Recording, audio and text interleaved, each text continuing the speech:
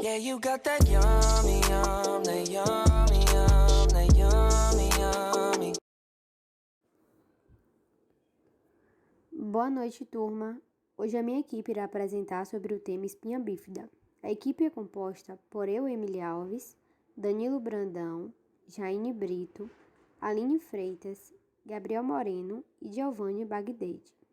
Iremos explicar como ocorre o processo do espermatozoide tocando no útero até se formar o embrião em toda sua estrutura, sendo possível ver nitidamente no vídeo que iremos mostrar a falha do desenvolvimento da coluna vertebral e uma formação incompleta da medula, causando assim a espinha bífida. Stages of the developmental defect of spina bifida occur in the first 2 to 3 weeks after conception, before the mother knows she is pregnant. The defect can occur anywhere along the length of the spine, but most commonly occurs in the lower back. The severity of the defect varies greatly from one individual to another, ranging from no noticeable impact to severe paralysis and loss of sensation. Lesions higher in the spinal column result in more weakness of the trunk and possibly the arms, as well as the legs. Because the nerves that control the bowel and bladder are located on the lowest part of the spine, the function of those organs will likely be compromised in all clinically significant cases. Myelomeningocele, the most common type of spina bifida, presents as a sac of exposed meninges or spinal cord membranous coverings, frequently containing parts of the spinal cord and the nerves attached to it. When a baby is born with this condition, it is critical to surgically repair the defect and cover the lesion with skin within the first 24 to 72 hours after birth to prevent infection in the nervous system and further nerve damage. 80% of children born with myelomeningocele will also have hydrocephalus. Hydrocephalus occurs when the cerebrospinal fluid flow is obstructed or blocked, and then pressure from that fluid may build in the ventricular system, causing the brain and skull to expand. It is typically treated by surgical insertion of a shunt to allow the fluid to flow out from the brain.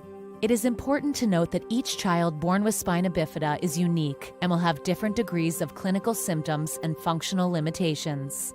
With the appropriate medical care, rehabilitation, guidance, and encouragement, many individuals with spina bifida may live productive and fulfilling lives. A espinha bífida caracteriza-se por um conjunto de malformações congênitas que se desenvolvem no bebê durante as 4 primeiras semanas de gravidez, que se caracterizam por uma falha no desenvolvimento da coluna vertebral e uma formação incompleta na medula espinhal e das estruturas que a protegem. Geralmente, esta lesão ocorre na parte final da coluna, pois é a última porção da coluna a se fechar, criando uma saliência nas costas do bebê e pode estar relacionada com uma deficiência materna de ácido fólico na gravidez, por exemplo. A espinha bífida pode ser oculta quando não causa problemas na criança ou cística, em que a criança pode apresentar paralisia dos membros inferiores ou incontinência urinária e fecal, por exemplo. A espinha bífida não tem cura, mas pode ser tratada com uma cirurgia para reintroduzir e fechar o defeito na coluna vertebral, o que nem sempre resolve as complicações da doença. A fisioterapia para a espinha bífida também é importante, ajuda no tratamento para promover a independência da criança.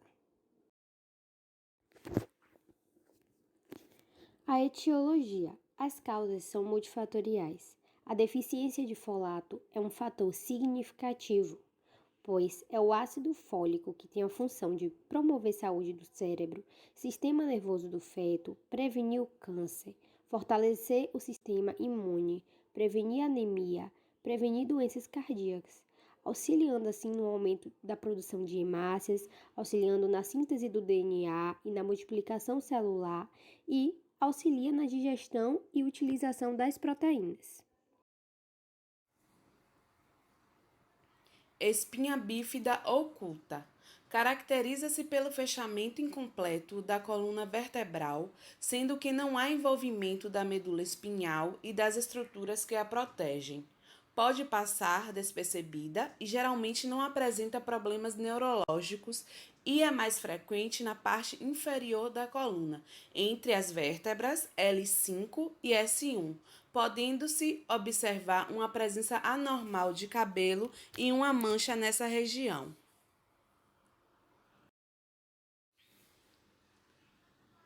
Espinha bífida cística. A espinha bífida cística caracteriza-se pelo fechamento incompleto da coluna vertebral, com envolvimento da medula espinhal e das estruturas que a protegem, através de uma saliência nas costas do bebê. Ela pode se dividir em meningocele, que é a forma mais leve da espinha bífida cística, pois a saliência nas costas do bebê envolve apenas as estruturas que protegem a medula espinhal, ficando a medula espinhal dentro das vértebras, como é normal. A saliência é revestida pela pele e, neste caso, o bebê não apresenta problemas neurológicos, porque a condução dos impulsos nervosos ocorre normalmente. Mielomeningocele, que é a forma mais grave da espinha bífida cística, pois a saliência nas costas do bebê contém estruturas que protegem a medula espinhal e parte dela. A saliência não é revestida pela pele, encontrando-se aberta, e neste caso, o bebê apresenta problemas neurológicos, porque a transmissão dos impulsos nervosos não ocorre. Assim, a mielomeningocele pode causar problemas como paralisia nas pernas, alteração da sensibilidade abaixo da lesão, problemas na locomoção, incontinência urinária e fecal e problemas de aprendizagem. Frequentemente, a mielomeningocele está relacionada com a hidrocefalia, que é o aumento do líquido cefalorraquidiano no cérebro. Sobre o quadro clínico dos sinais e sintomas, as manifestações clínicas mais comuns são o déficit motor, tendo aí uma paralisia flácida, uma diminuição de força muscular e, consequentemente, uma atrofia muscular. Vai trazer consigo também um déficit sensorial, uma bexiga neurogênica e alterações da função intestinal. Então, tudo isso é devido ao comprometimento da medula. Sobre o quadro clínico dos sinais e sintomas, as manifestações clínicas mais comuns são o déficit motor, tendo aí uma paralisia flácida, uma diminuição de força muscular e, consequentemente, uma atrofia muscular. Vai trazer consigo também um déficit sensorial, uma bexiga neurogênica e alterações da função intestinal. Então, tudo isso é devido ao comprometimento da medula. Pode cursar também com a hidrocefalia, em 80 a 90 dos casos. Lembrando que a hidrocefalia pode aparecer tanto no momento pré ou pós-natal. Sua etiologia vai estar relacionada com as alterações do arqueduto cerebral e também a síndrome de Arnold-Chiari, que vamos comentar há pouquinho. Desses indivíduos ocorre atraso no desenvolvimento motor, distúrbios ortopédicos como o pé torto congênito, subluxação do quadril, fraturas e escoliose, além do síndrome de Arnold-Chiari. Sobre a síndrome, ela está presente em praticamente todas as crianças com mielomeningocele. Ela é a principal causa da hidrocefalia. O que seria a síndrome de Arnold-Chiari? Nessa síndrome, ocorre um deslocamento do vermes e hemisférios cerebelares, juntamente com ponte, bulbo e quarto ventrículo em direção ao canal espinhal superior. O quadro clínico característicos da síndrome de Arnold-Chiari envolve estrabismo, respiração ruidosa, crises de apneia, distúrbios de sono, disfagia, dificuldade de deglutir, além de alterações funcionais de membros superiores, devido à compressão que ocorre a nível da medula superior. O paciente comumente acaba evoluindo com pneumonias de repetições, fraqueza dos membros superiores, espasticidades, ataxia devido ao envolvimento cerebelar e, consequentemente, distúrbios na marcha. O diagnóstico para espinha bífida pode ser através de ultrassonografias realizadas até mesmo durante a gravidez e da aminocêntese para avaliar a quantidade de alfa-fetoproteína que pode ser encontrada no líquido amniótico, que se encontra muito alta normalmente em casos de espinha bífida. No entanto, caso seja a espinha bífida do tipo oculta, pode ser diagnosticada após o nascimento desse bebê, através da observação, da inspeção, onde irá ter um aumento de pelos na região lombar, e pode ser confirmada também através da ressonância magnética. Uma vez também diagnosticada com espinha bífida, é muito importante que se faça avaliação do trato urinário, com análise na ureia, na creatinina e na ultrassonografia. Medidas essas de capacidades vesicais e de pressão da urina que se encontra na uretra pode determinar o prognóstico e como irá ter a intervenção desses pacientes. As necessidades de testes adicionais, como urodinâmicos miccionais, dependem dos achados prévios dessas crianças e também de anomalias associadas. Geralmente, quando se faz o exame de imagem, pode verificar também a hidrocefalia, que é um dos casos mais comuns em pacientes com espinha bífida. Também é essencial no exame de imagem da coluna vertebral por ressonância magnética que as crianças com espinha bífida, mesmo que não apresentem sinais cutâneos mínimos, podem ocultar anormalidades espinhais, casos esses defeitos evidentes que necessitam de exame de imagem da coluna vertebral, porque a anatomia geralmente é bastante conhecida. Nas mais formações, como colunas, quadris e membros inferiores, as radiografias são extremamente realizadas. Através também da triagem do pré-natal, pode ser feita com ultrassonografia fetal e a dosagem de alfa-fetoproteína materna também, que são estratégias daquelas não invasivas, que agem de sangue materno para os defeitos do tubo neural. Geralmente, entre a 16ª semana e a 18ª, pode-se fazer esse exame. Esses níveis também podem ser avaliados lá no líquido amniótico, como eu tinha dito antes, que são exames prévios que sugerem maior riscos, que quando há um nível elevado da espinha bífida, ela é considerada o tipo cística, que é raramente provocada por esses altos níveis de alfa-fetoproteína.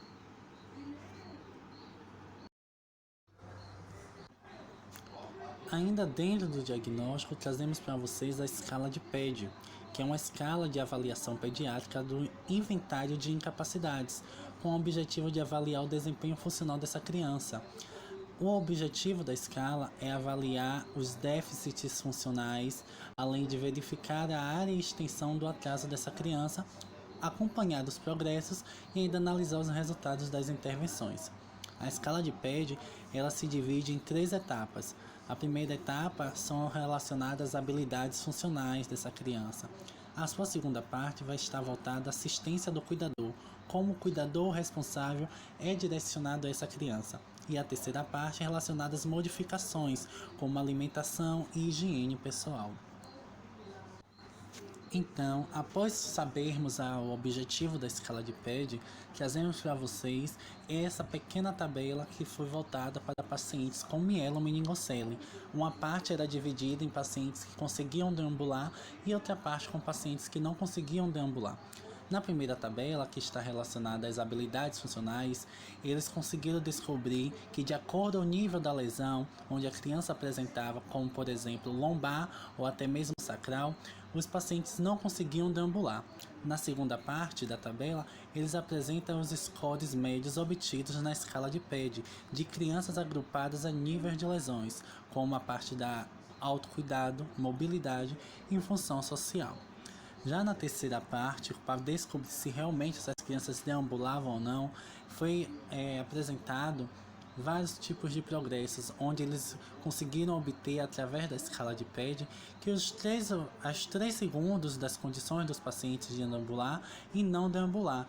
Eles conseguiram mensurar e quantificar se o paciente iria andar ou não, através da escala de PED, todas voltadas para esses tipos de avaliações funcionais. Geralmente, o prognóstico para crianças com espinha bífida varia de acordo com o nível de comprometimento da medula e do número e da gravidade das anomalias associadas.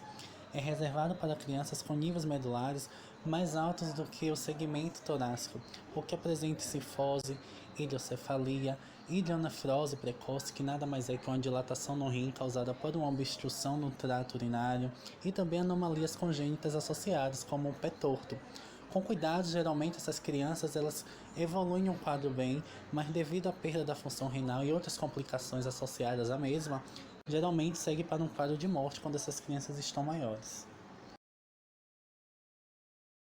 Esse defeito que aparece no início da gestação, a espinha não se fecha direito e o feixe de nervos da medula sai pelo orifício, o que causa paralisia. Além disso, o líquido amniótico pode entrar pela espinha mal fechada e alcançar o crânio, provocando uma hidrocefalia. Para evitar tudo isso, os médicos do Samaritano fazem 3 furos na barriga da mãe. Eles enxergam o feto o tempo inteiro pelo monitor do ultrassom. Parte do líquido amniótico é sugada. No seu lugar, injetam gás carbônico, que serve para preencher a cavidade uterina e fazer o bebê girar até a posição certa para ser operado. Em seguida, o cirurgião corta um quadrado ao redor da área em que a medula está saltando para fora e, com delicadeza, a coloca no seu devido lugar. Cola então uma celulose biosintética para manter tudo na posição e substitui o líquido retirado por soro fisiológico morno. Esse procedimento, pouco invasivo, evita um corte de 10 centímetros na barriga da mãe, que implicaria em riscos para ela e para... Quanto ao tratamento da mielomeningocele, essa doença é identificada logo ao nascimento e imediatamente é utilizada uma coberta com a compressa estéril. Se houver gotejamento de líquido cefalorraquidiano, líquido, é só administrar antibióticos, para evitar uma possível meningite. A reparação neurocirúrgica da mielomeningocele geralmente é realizada nas primeiras 72 horas de vida, a fim de reduzir risco de infecção meníngea ou ventricular. Se a lesão for ampla ou de difícil localização, os cirurgiões plásticos podem ser utilizados para assegurar o fechamento adequado, a fim de que aquele paciente tenha um melhor prognóstico. Já na hidrocefalia, há uma grande preocupação com a função renal do paciente. Essa função renal deve ser rigorosamente avaliada e há uma grande preocupação também com a continência urinária, que deve ser imediatamente tratada. Pode ocorrer uropatia obstrutiva, seja em nível vesical ou em nível uretral. Deve ser tratada também rigorosamente para evitar algumas infecções. Entre os 2 e os 3 anos de idade daquele paciente, ou em qualquer idade que se houver pressão elevada na bexiga, faz o cateterismo intermitente para esvaziar a bexiga na base regular. O cateterismo ele vai aumentar a continência e vai manter a bexiga e os rins saudáveis. Nesse caso, aquelas crianças são colocadas sentadas no vaso sanitário após as refeições para incentivar a continência fecal. É muito importante também o encorajamento de dietas bem balanceadas, assentos macios, laxantes ou uma combinação que pode ajudar a garantir o peristaltismo intestinal adequado, bem como aumentar a continência naqueles pacientes, como eu já falei anteriormente. Em crianças já mais velhas, faz o enema no colo, no qual uma abertura é feita através da parede abdominal para dentro do colo, que vai permitir a infusão de líquidos, o que pode melhorar a continência naquele paciente. O orifício é mantido aberto por um tubo, tá? Na hidrocefalia também são preocupantes também os cuidados ortopédicos, devem ser muito bem realizados, devem começar cedo. Se aquela criança apresentar pé torto, tem que ser aplicado gesso, dar os tratamentos adequados, tá? E muitas vezes a cirurgia é indicada após a utilização do gesso para dar uma boa continuidade no processo de tratamento do pé torto. Falando agora de forma geral, o tratamento fisioterapêutico, e o tratamento fisioterapêutico ele tem uma enorme importância na recuperação dos sintomas instalados. Tem o objetivo de promover a independência funcional, prevenir deformidades secundárias, prevenir úlceras de decúbito, deficiências cognitivas secundárias, corrigir deformidades, promover aprendizado, aumentar as habilidades motoras, os ajustes corporais, os ajustes posturais, deambulação independente, enfim, né, trazer aquele paciente, né, dar àquele paciente funcionalidade, trazer independência para aquele paciente. A anamnese deve ser realizada com bastante cuidado, né? O tratamento, como eu já falei anteriormente, o tratamento precoce é extremamente importante, deve ser um tratamento atrativo para aquela criança, né? Porque nós sabemos que quanto mais atrativo é para a criança, é mais fácil de conseguirmos despertar as habilidades motoras e o interesse para aquele paciente seja colaborativo, né? No período neonatal, o fisioterapeuta ele deve avaliar sensibilidade, motricidade, postura em repouso, movimentos ativos, anormalidades, deformidades e os reflexos, né? Tem o desenvolvimento de um programa de reabilitação adequado, né? Já que o desenvolvimento daquela criança pode ser prejudicado devido à longa permanência em hospitais, né? Entre aí o desenvolvimento do conhecimento e desenvolvimento neuropsicomotor. Os estímulos eles são de grande importância e devem ser realizados diariamente, até mesmo pela mãe, né? Nós já vimos anteriormente esse tipo de tratamento com colaboração da família, né? Em outros momentos, em outras matérias, principalmente em fisioterapia pediátrica. Já no período pré-escolar, o fisioterapeuta ele deve avaliar os grupos musculares ativos para que tenha conhecimento de quais músculos poderão ser utilizados para promover a independência daquela criança, devendo ser estimulado diariamente, colocar em diversas posições, a fim de promover o desenvolvimento das demais musculaturas. Na fase adulta e na adolescência, alguns problemas relacionados à coluna podem voltar, sendo necessário o uso de órtese para que aquele paciente tenha um melhor conforto. Nessa fase adulta, né, os profissionais tornam-se espectadores, ajudando nas orientações e adaptações daquele paciente. Então, os profissionais eles vão dar o caminho para que sejam realizados, né, as atitudes adequadas, forma de orientação. A orientação também é uma forma de tratamento daquele paciente e cresce muito de importância a colaboração daquele paciente, para que ele tenha a noção de que aquelas orientações ele tem que seguir à risca para que ele tenha uma boa qualidade de vida. É interessante ressaltar também que no intuito de prevenir encurtamento muscular, né, que pode levar a contratura, deformidades, o processo de reabilitação ele pode atuar através desses passivos e ativos, né, alongamento de cadeias que apresentam um tônus normal ou também cadeias que apresentam um tônus aumentado, né, devido à sua tendência de retração e tração manual das estruturas. As alterações ortopédicas, né, acometem variadas porções do corpo, tais como coluna vertebral, quadris, joelhos, e são causadas por desequilíbrio entre musculatura agonista e antagonista envolvidas, né? O próprio encurtamento muscular, como eu falei anteriormente, pode gerar essas alterações ortopédicas. A deformidade nos pés dos pacientes são frequentes, né, sendo cerca de 20% dos casos de deformidade do tipo equinovarum. Isso aí vai prejudicar a funcionalidade daquele paciente, né? E aproveitando e falando de funcionalidade, falando de deambulação, as úlceras de pressão podem diminuir a possibilidade de deambulação para isso. O fisioterapeuta ele deve preparar, treinar o paciente independentemente do segmento neurológico afetado.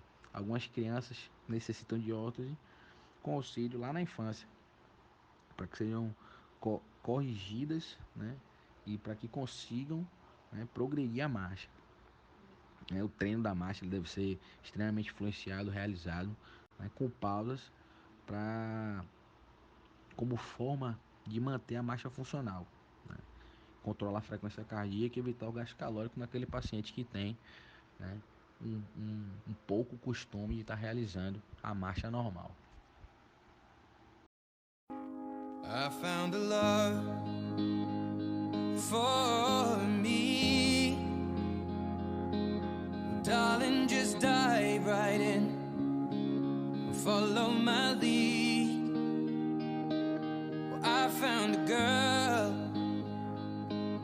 beautiful and sweet.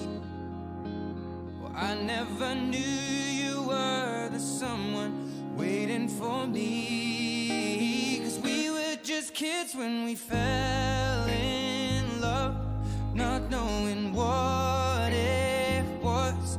I will not give you up this time. Darling, just kiss me slow. Your heart is all I own, and in your eyes you're holding mine.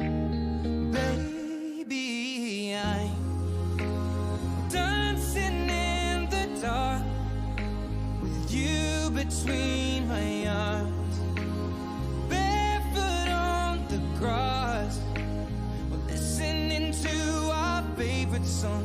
When you said you looked a mess, I whispered underneath my breath, but you heard it. Darling, you look perfect tonight.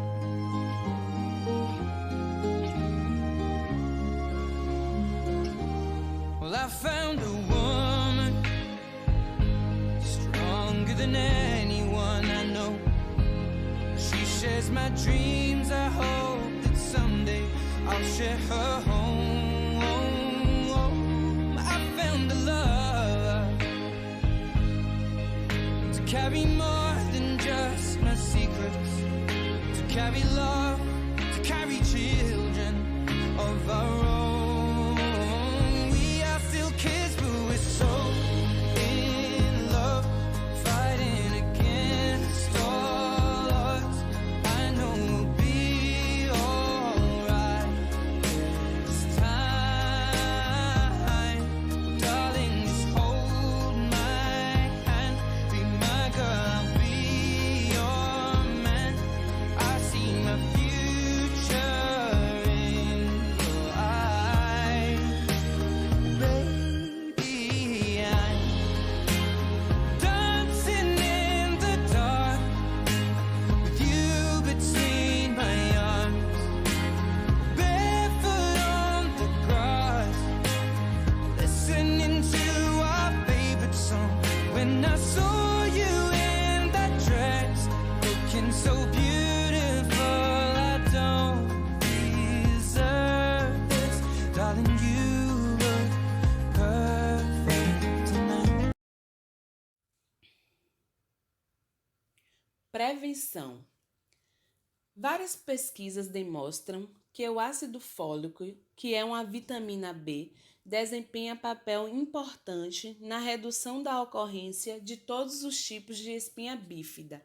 Por isto, é recomendada a administração oral de 0,4 mg de ácido fólico por dia para toda mulher em idade fértil e 4 mg por dia para as com risco aumentado para a espinha bífida, iniciando 1 a 3 meses antes da gravidez e mantendo durante o primeiro trimestre. O ácido fólico é normalmente encontrado nos polivitamínicos e em alimentos ricos em folato, que são vegetais de folhas verdes, como o espinafre ou brócolis, feijão, frutas cítricas, fígado, castanhas e alimentos integrais. O folato é perdido na estocagem e no cozimento, o que torna a complementação o meio mais seguro de prevenção.